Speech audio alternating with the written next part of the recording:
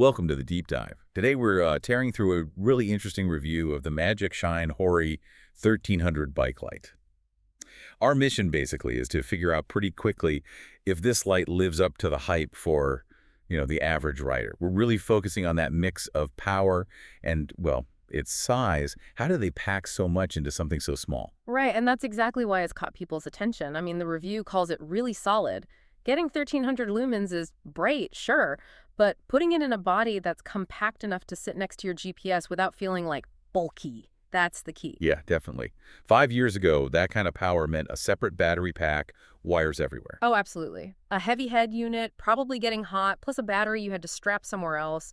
The fact this is all in one and stays relatively cool, well, it just shows how far the tech, LEDs, and batteries has come. It's pretty impressive engineering, honestly, just managing the heat. Okay, so let's investigate that. Let's start with the beam.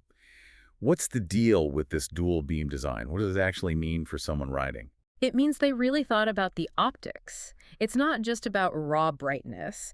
It's smart brightness. You've got a low beam with a very deliberate optical cutoff. Think like a modern car headlight, Okay. It aims the light down, creates a sharp top edge, so you see the road really well, but you're not blasting glare into drivers' or pedestrians' eyes. That's huge for city riding. Courtesy, but also safety. Exactly. Big safety factor in town. Then you hit the button. And you get the high beam. Right, the second part kicks in. Yeah. That's more of a pure spot beam, designed to just throw light way down the road for those really dark paths or trails. The switching between those is key. Yeah. And the review mentioned the physical convenience too, right? The mount and the remote. Yeah, the mount is pretty versatile. You can stick it above the handlebars, below them, or use an out front mount if you've got one. Seems secure. Okay. But the small remote, that might be the unsung hero here. Why is that? Well, we've all been there, right? Fumbling for a tiny button on the back of the light itself, maybe with gloves on in the cold, it's annoying. It may be a bit unsafe. Right. Takes your hand off the bars or brakes. Exactly. This little remote lets you toggle modes without moving your hands, just makes those adjustments mid-ride totally seamless. Big safety win. Okay. Makes sense. But now, let's talk trade-offs.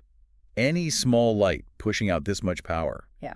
You got to wonder about battery life. What's the reality check there? Yeah, that's where you see let's call it the engineering compromise.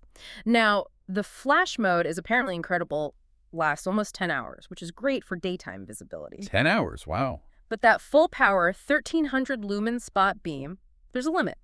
The review suggests you're looking at maybe 1.5 to 2 hours of continuous runtime at max power. Before it dims down. Before the heat management system likely steps in yet, protects the internals. So for your average commute, even a longer one, probably fine. But if you're planning like a 3-hour night ride at full speed the whole time, this probably isn't the light for that specific job. Okay, that's a fair limitation. Heat's always the enemy with these things. Now, what about other limitations?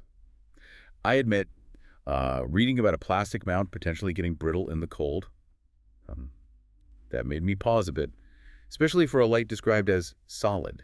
It's a fair point, but the review frames it more as something to be aware of if you're riding in like seriously freezing temperatures, a sort of extreme condition check. The bigger design limitation mentioned actually was the beam pattern itself. Oh, how so? Because it's so focused, engineered to throw light far ahead, it apparently doesn't throw a lot of light to the sides. Limited peripheral visibility. Exactly. So it's fantastic for seeing what's directly in front of you on a dark road or path, but it relies less on that sort of side spill, that passive light leakage, to alert you to things coming from the side angles. Gotcha. And obviously we should remind people that high beam is powerful. Great for you, but you absolutely need to be careful around traffic. Oh, absolutely. That 1300 lumens is like carrying a small sun. You need to dip it down for oncoming cars or cyclists. Definitely. So wrapping this up, what's the verdict for you, the listener? It sounds like the Hori 1300 is a really good all-around choice, wouldn't you say? Yeah, I think so. Compact, versatile, reliable enough for most people. That mix of a polite low beam and a powerful high beam makes it great for mixed riding. Commuting in the week, maybe some darker lanes on the weekend. Precisely. It hits that sweet spot between being small enough not to be annoying and powerful enough for most situations. But connecting it back, bigger picture, Mm-hmm. it's reliable, yes, but maybe not the perfect light if you're doing really technical mountain biking at night, right? Where you absolutely need that wide flood of light to see roots and rocks right at your wheel and off to the sides. Exactly. For that, you might want something with a broader, maybe less intense beam or a secondary helmet light, perhaps. Which leads to a final thought, actually. Given that specific limitation, the narrowish beam, how much should you, as a cyclist, actively think about supplementing?